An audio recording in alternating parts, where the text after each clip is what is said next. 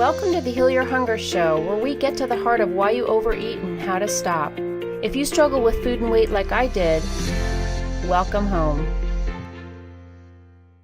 Welcome, everybody, to the Heal Your Hunger Show. So happy to have you here. I have a great guest for you today that I know you will enjoy. And if you're here for the first time, Heal Your Hunger is all about healing your hunger. And so I personally struggled with emotional eating for years and was 50 pounds overweight, and dealing with my problem at the symptom level of trying to lose weight or diet or exercise or things all around the physical did not heal my hunger. And what I needed to do is go deeper.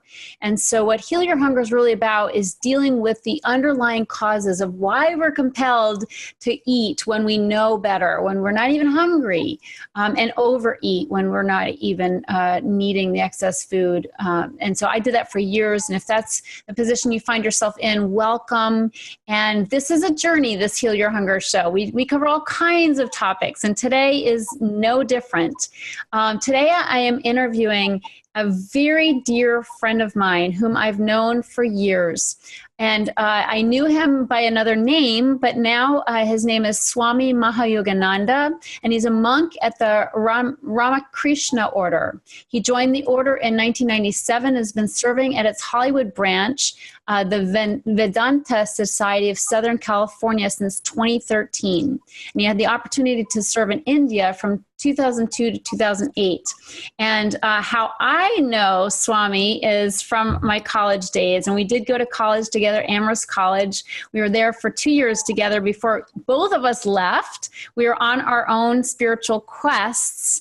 And that brought, well, I'm going to say hello to you, so you're not just listening to me. Swami, welcome. Hello, Trisha. Wonderful to see you. And after, of course, we had a long gap. Yeah, a big gap. And meeting up again. How is it that you found me, or? Okay, so here's what happened. So Swami and I were in college together, and we we started off dating, right? The very first week of college, and that didn't last very long. So but we remained great friends, and we actually were in the same dorm together in our second year. But basically, we went our own separate ways, and we're not connected for, gosh, I'd say close to 30 years. I'd say 30 years we have not been in contact. And so what happened was I went back to what would have been our 25th reunion. I mean, neither of us graduated at the time we intended to from Amherst, but when the rest of our classmates were graduated, they had their 25th anniversary or reunion a few years back. And so I went back. Some of our friends, Carol and Christy and other people, went back. And so I went back to be with everybody, which was a totally weird experience, but a great one. And there were several people there, Gerard and Claudia and many people, and your name did come up, and it was sort of like, where's Dennis? Where is he? And nobody really knew, but somebody had mentioned something about you becoming a monk. And so what happened was I came back to LA, and I thought, well, I'm going to look him up. And I went to Facebook. Thank goodness for Facebook. And you didn't have your page up, but you had a little message like for people who were looking for you. I put that up. That's true. And I particularly was thinking if anyone from my early past still wants to connect, and hearing that I'm a monk even then wants to connect, then they send to this email address. That's and they right. should, right? Yeah. So yes, it actually worked. it worked. And I found you, and we emailed, and it was so crazy that you happen to be in LA, at the order there in Hollywood, and I'm here in Brentwood. And so I went to visit you, as you know the rest of the story, but for everybody else's benefit, I went and visited, and we had a lovely visit, and I started learning about his religion and his wonderful practices, which we're going to explore here today. And then most recently, my friend Christy, your friend Christy, she came to visit me, and I told her about you, and she said, let's go see him. And we went and saw you again. So we had another nice visit over tea. and meditated a little bit both times I got to meditate with you in your sanctuary. So that sort of brings us up to now. And, for people listening and wondering why I have my friend here, he's been on a spiritual journey, and I love what he practices and his religion. There are many beautiful things that I certainly believe. And, but more than that, I'm always inspired when people follow their path and their heart. In order to overcome emotional eating, we must tap into our deeper selves and our real selves and really discover what it is that makes us happy and fulfilled, and so that we can be our authentic selves, because otherwise, as we're covering up and we're holding up a mask. And so I'm just really curious, Swami, of your journey. So will you start first by telling us about how you came to be a monk? Yes, and that's a story. I never in my wildest dreams could imagine that I would be a monk. Even about 3 years before I joined the monastery, I couldn't imagine that I would be a monk. But the way I was living was kind of like being a monk. And the turning point came when I was on a phone call with a friend of mine who was in the monastery at that time. He didn't stay in the monastery, but we were talking about life. And he said, there are some people who think they're monks, but actually they're not. And he named a couple of people who were in the monastery but ended up leaving, who didn't really fit in. And then he said, there's some people who think they're not monks, but actually they are. And then he said, like you. And that hit me like a brick. I was stunned. And that's when I started seriously considering it. And it was another 2 years and I joined the monastery. It's a calling for infinite bliss, actually. That's beautiful. Joining the monastery is a calling to infinite bliss, because that is what we understand to be our true nature, which lies at the very root of who we are. Beautiful. Now you said you were living as a monk before you considered being a monk. Can you describe what that means? Well, I was staying in San Francisco at a healing center, which was dedicated to spiritual life. And there was a shrine in the basement, beautiful shrine. We used to meditate there twice a day, certainly once a day, first thing in the morning, twice a day if we could find the time. We would have regular worship services there. And I was participating in that community. I was also working outside in the society to contribute to the center. That center is still functioning, by the way, and the Healing Center of San Francisco.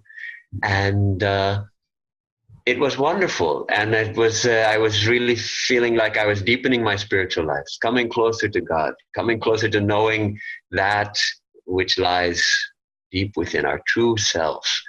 And then at a certain point, it wasn't enough.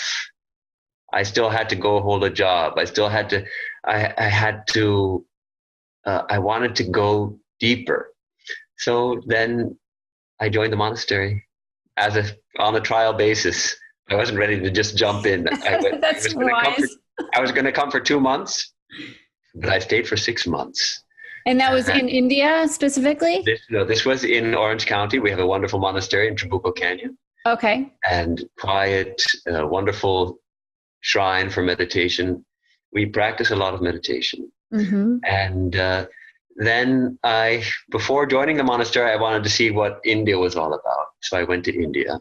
And within 2 weeks of reaching India, I knew this is it. This is the path for me. Something about the total dedication of monastic life. If you're really going to do something, do it. Don't do things in a half-assed. So you can say a half-assed. Or maybe you can, I can. We're trying to keep our language clean. That was going to come out, but anyhow. To do it fully. And the monks I saw in India, they really dedicated their whole life to spiritual life and to service, to serving God in everyone, in human beings. And really, if we say we're going to give up, they really gave up. I saw many monks, their possessions would fill a couple of suitcases, maybe one suitcase even. Just a few clothes, a few books. That's it. What else do you need? your prayer beads. Yeah. Yeah. That's awesome. So that was really freeing for you. That's wonderful. We have our monastic life looks very constrained on the outside. We don't go to movies. We don't go dancing. We don't drink. We don't smoke. We don't marry or have relations with the opposite sex. So it seems very constrained, but we gain immense freedom also. Freedom from the kinds of pressures that most people face, like, I got to make the rent this month. Yeah. How am I going to put food on the table for the family? How am I going to send my kids to college? So we have that freedom. It's not for everyone. It's for the few who really can make use of that freedom to dive more deeply within. Okay, so what you're getting, though, and I think this is where we could draw the parallels for people who are listening here, is that what you're practicing is truly letting go of the material world so you can really connect with the spiritual. Yes. And that's a lesson we all need to learn. It's just that you've taken it to the most extreme place, right, of becoming a monk. Yeah, but let's not call it extreme. Let's call it, I don't know what to call it, but I think that in the heart of every true seeker, there is something of the monk or something of the nun. Yeah. Because ultimately, there's only one who is truly our own. However we conceive of that one, whether we conceive of it as our own true self, or we conceive of it as our beloved Lord, or our beloved Jesus, or our beloved Allah, or our beloved Buddha, our Buddha nature, whatever it is, that one is truly our own. And once we find that one who is our own, everyone becomes our own. Yeah. Because that our beloved one is within all. But when we look just at individuals and think they are our own, we make a mistake. They're not ours. You mean when we're attached to a person? Yes. Absolutely. When we try to extract all our happiness out of somebody else, it's a project doomed to failure. Right. When we realize that the happiness lies within us, then how much joy we have that joy increases when we share it with others. But if I'm trying to get happiness from you, I'm going to fail. Right. If I find the happiness here, I can share it with you, and we both grow in our joy. And it's an inexhaustible resource. Inexhaustible, yes. Versus, when we make a person our higher power, I've certainly done that. And then there's the fear of losing that person. And there's a fear of lack, that there won't be enough, or their attention will be elsewhere. And that creates stress and anxiety. And whereas the source you're talking about, that absolute eternal source within us is inexhaustible. And we never have to be afraid of running out. Yes. It's interesting when you were talking at the very beginning about heal your hunger, and I'm not very familiar with the issues faced by the people you were working with, or the people who might be listening, but in a sense, it's the same issue that everybody has, which is a longing for completeness, a longing for fullness, a longing for peace and satisfaction and joy. And we all have that longing. Every human being longs for peace, for joy, for completeness. There's a story told in our tradition of the musk deer.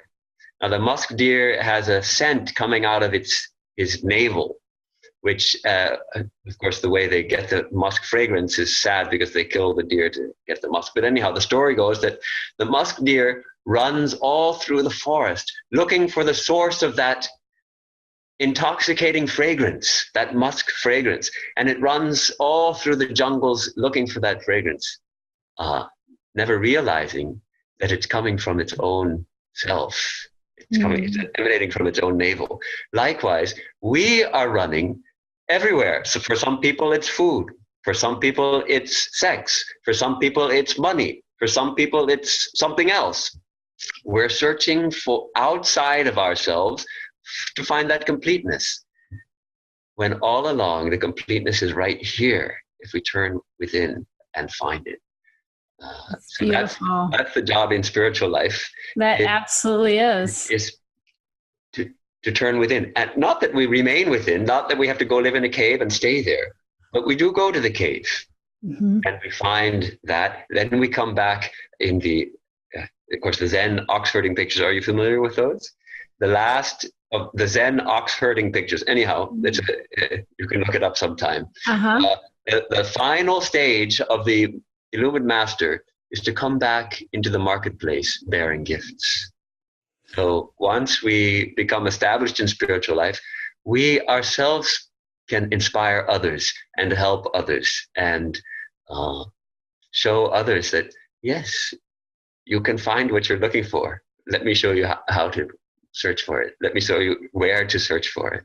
That's beautiful. Now, a lot of people, because I teach people, I really beat the meditation drum, if you will. And I am a meditator and absolutely could not survive without it at this stage in my life. And a lot of people are so afraid. I'm sure you find this you speak all over and you teach people meditation and this beautiful spiritual way of living. I find that people are so afraid of the quiet and of slowing down enough to meditate because of in my experience, they have buried so many emotions and experiences that they are running from facing. And so the idea of stopping long enough to meditate, I think just subconsciously triggers a fear of running into those things that they're running from. Interesting. Actually, I don't experience that much because most of the people with whom I speak about meditation, they're coming to us with the interest in meditating. Okay, so if they're not trying not to meditate, they're coming to you because they're meditators and want to enhance their meditation. Right, or at least they're interested in the Vedanta teachings and they want to deepen their spiritual life. And but you're right. And our world is designed like that. It seems there's so much distraction, and even in church services or temple services or mosque services, oftentimes there's not quiet time, sitting in silence. People aren't used to that. I think that's right. They're afraid of it.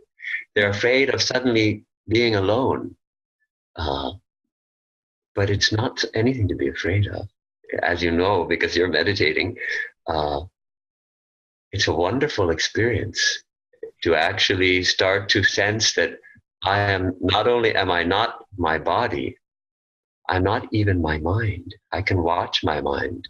I am something beyond even my mind and my thoughts.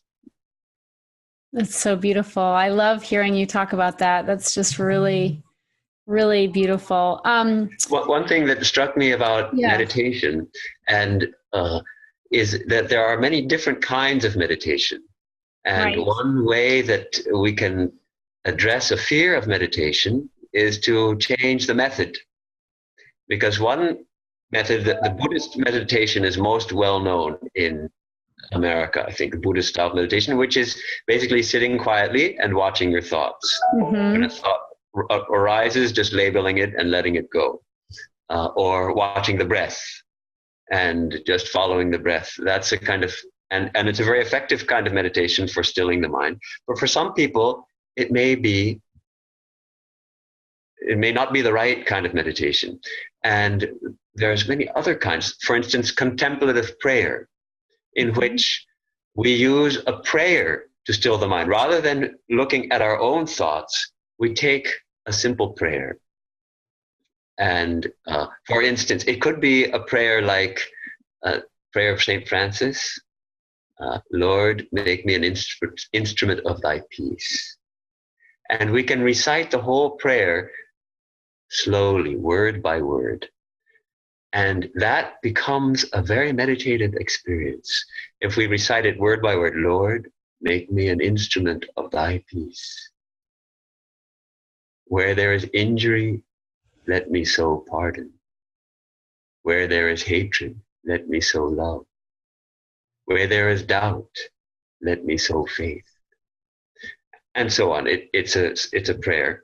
And there's a certain rule when taking up this practice. If you lose your place, if you get distracted, suddenly you think, oh, I got to get the supper started, or what am I going to cook for lunch tomorrow with the big guests who are coming? The rule is start over from the beginning. Don't start over from where you left off, start over from the beginning. That way you're teaching your mind to stick with it. If you start from where you left off, mind will say, okay, I'm coming back to you. Let me just think about tomorrow's lunch and about next week's event and all of that. So you start over from the beginning. When this gets deeper, you can also take just one line of it. Lord, make me an instrument of thy peace. And hold that, cherish that attitude, that mood. Deepen it. It may be that we even come just to the word peace. So this is another kind of meditation. I love that. The way we often meditate in Vedanta is we take the help of a holy name. We call it a mantra, a certain phrase which is holy and sanctified, which is a name of God. And of course, in Hinduism, there are so many different conceptions of a way we can think of a physical form of God, or not a spirit form, but something we can envision. The equivalent example would be in Christianity, a picture of Jesus. There are so many pictures of Jesus or of Mary, and devotees will think of Jesus like the picture that they've seen. We have in Hinduism, of course, different deities, which are all different facets of the diamond that is the infinite. It's not that there are different gods, they're different facets of the infinite. And so we feel that being, that holy being, is dwelling within us.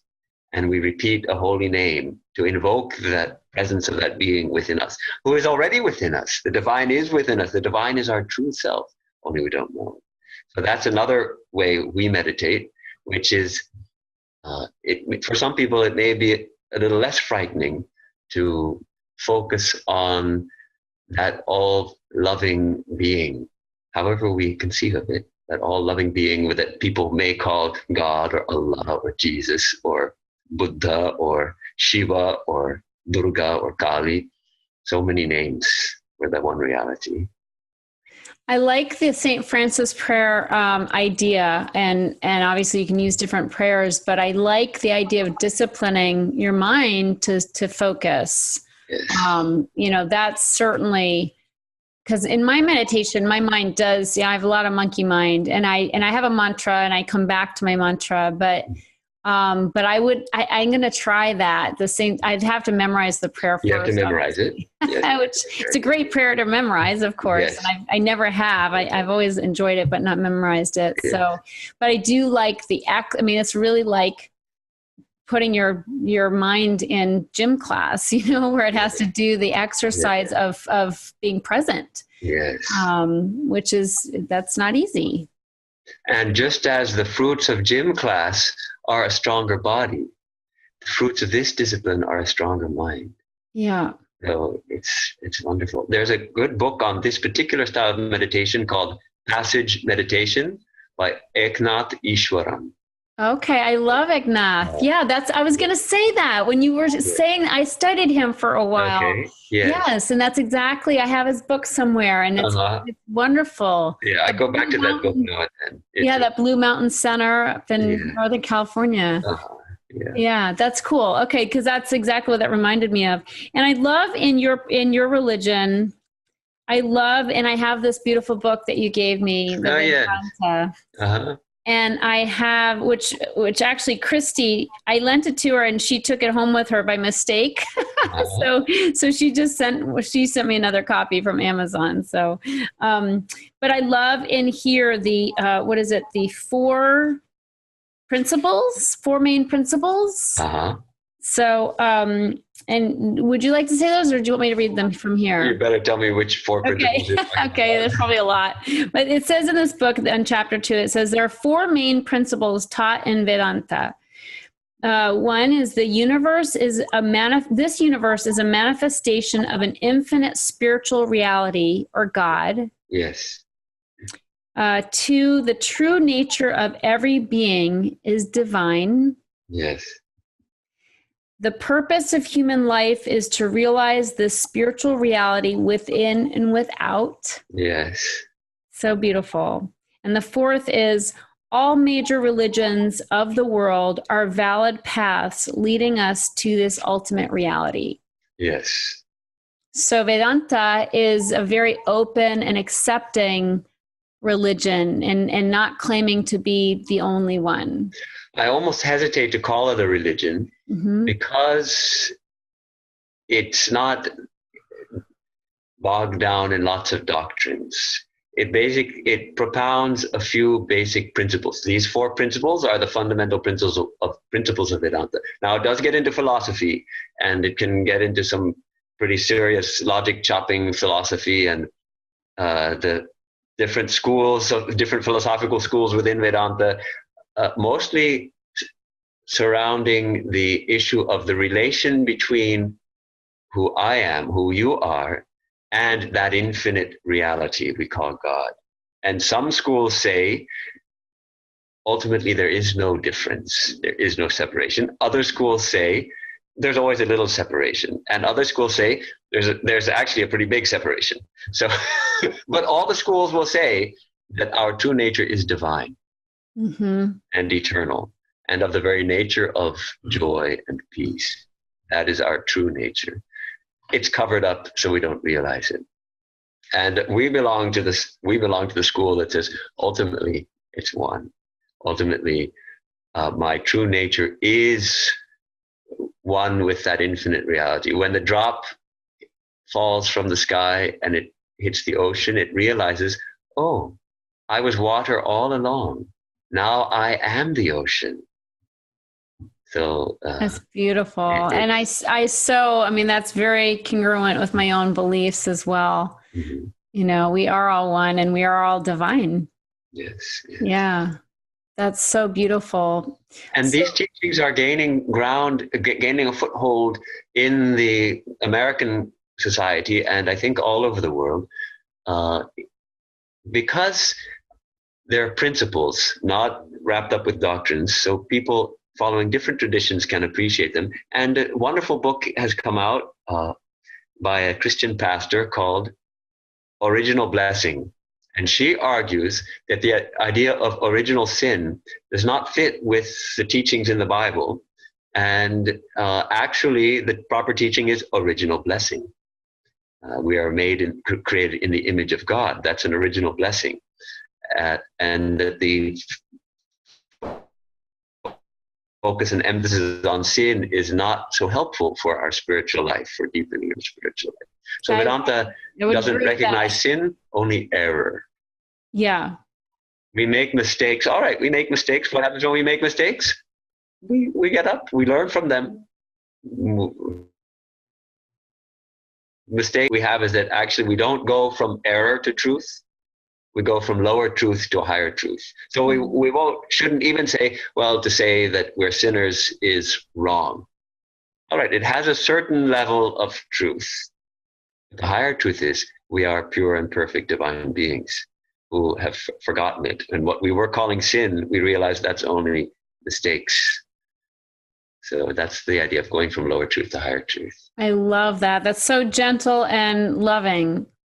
And I believe it's true. I mean, we're so fundamentally good. You know, I mean, every day I meet people who, I mean, just on the street or in a store and so helpful, so kind. And I marvel at the goodness of people and the humility of people, you know, and I just, I find it hard to believe in evil. I certainly have witnessed it, maybe not personally, but certainly in the news and you read and hear about, I mean, atrocities and truly evil acts. Yes. But I tend to believe that these aren't fundamentally evil people. They're people who have completely forgotten their true nature. Completely forgotten. They're completely immersed in ignorance and therefore in fear. And therefore they're doing acts which are big mistakes, we can say big mistakes. Yeah. And tragically also they are suffering. very much. Those who perpetrate wicked deeds, actually, if we can see them as suffering, then perhaps that can help us to feel compassion rather than a desire to reciprocate or retaliate. Yeah. If we can cultivate compassion for those who do wicked things. Yeah, and I think that we can bring that right back to our own personal lives. And I have found that to be helpful, when I felt wronged by somebody or somebody I find hard to forgive, if I can tap into the fact that, were they feeling complete and whole and connected with their divine self, they probably would not have taken that, lower route. In which case, they're blinded. They're blinded. They can't see the light, and so that's why they took that path. And that helps me. It definitely helps me. Helps my heart soften to try to have compassion for somebody who would be in that much pain and that much darkness, that they would take that kind of action, and I can pray for them instead of hating them, which is only going to hurt me. Yes. Cool. Well, this is wonderful to talk about. I think we're going to have to do some more of this. Be glad to. Yes. Yeah, it's just beautiful. If people are in LA, can you tell us about your center and what you offer for services? We've been here since 1930, and we have a beautiful temple. It was built in 1938. You've seen it yourself. Uh-huh. And a wonderful atmosphere. So that's one service, is simply maintaining a temple. And to maintain it, we conduct a worship ritual every day, 2 of them. And we practice meditation there every day. And many people also come throughout the day. Temple's open from sunrise to sunset, and come for meditation. Yeah, and you literally just park and walk in and yes, we have a parking lot, and the door is open. We also have a bookshop with books in our tradition, and also books in other traditions. We have, because one of our tenets is that all religions are like rivers flowing to the same ocean. We carry books in Christianity, Islam, Buddhism, a few in smaller traditions like Jainism, Sikhism, and like that, Native American traditions. We try to have a well-rounded selection in all traditions. That's awesome. And you're really, sorry, go ahead. Well, moreover, we also have classes and talks on Sundays, 11 o'clock. And you lecture at some of those talks? Some of those talks. We stopped calling them lectures because it sounds too dry. Okay. And we started calling them talks. Talks, okay. Yes. That's great. Well, God bless you and the beautiful work that you're doing and the beautiful being that you are. I mean, we've known each other a long time. And I think the time that we did connect at school, we were both living in some darkness. Let's say we were kids. Come on. And we've grown up. So we're still growing up. Growing up is a lifelong project. Yes. And the tragedy is when people stop growing up. But it's wonderful to see how your life has blossomed into what it is today, and how you're growing up, and wonderful to grow up together and then touch base again. I love it. Yeah. Thanks for inviting me to talk with you. I would love to talk again, actually, in person rather than, although this is pretty good. No, we can do it. Well, I'll come visit you again. Okay. Or you can visit me. Okay. Either way. Yeah, we can do that. That would be wonderful. Thank you so much, Swami. It's so wonderful to see you and to hear you. And thank you, everybody, for tuning in to this very special talk. Please share with your friends so they can be touched by this beautiful spiritual and uplifting message. And I'll see you on the next show. Okay. If you enjoyed this show and want to get free support, insider health info, exclusive invites to events, and more, visit healyourhunger.com.